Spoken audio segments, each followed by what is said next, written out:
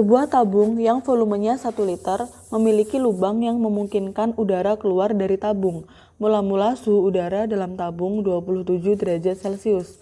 Tabung dipanaskan hingga suhunya 127 derajat Celcius.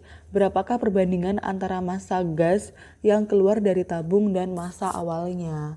Nah, sekarang kita konversi satuannya dulu ke dalam derajat Kelvin. Nah, T1 berarti 27 ditambah 273. Hasilnya adalah 300 Kelvin. Kemudian yang kedua, 127 ditambah dengan 273. Hasilnya adalah 400 Kelvin. Nah, sekarang kita memakai perbandingan. Rumus dari gas ideal itu adalah PV sama dengan nRT. Nah, mol itu adalah massa yang satuannya gram dibagi dengan mR. Nah, berarti saya bisa tulis PV sama dengan massa dibagi mR dikali dengan R dikalikan dengan T. Nah, kita anggap nilai dari PV, mR, dan T itu sama. PV dan mR itu sama, jadi kita hanya memakai perbandingan M, massa dikali temperatur sama dengan konstan. Jadi bisa saya coret, kita anggap nilainya itu R, V, mR, dan P itu sama, berarti kita hanya memakai perbandingan M dikali T.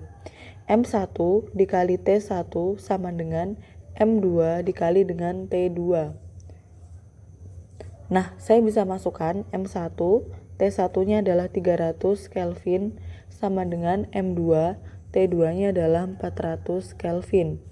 Berarti perbandingannya adalah M2 per M1 sama dengan 300 per 400.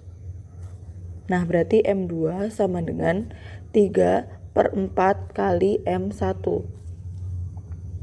Nah, untuk massa yang keluar itu adalah delta M sama dengan M1 min M2. Kita masukkan M1 min M2-nya adalah 3 per 4 dari M1. Hasilnya adalah 1 per 4 M1. Nah, berarti perbandingan antara massa gas yang keluar dari tabung dan massa awalnya adalah delta M per M1 sama dengan delta M-nya adalah 1/4 M1 per M1.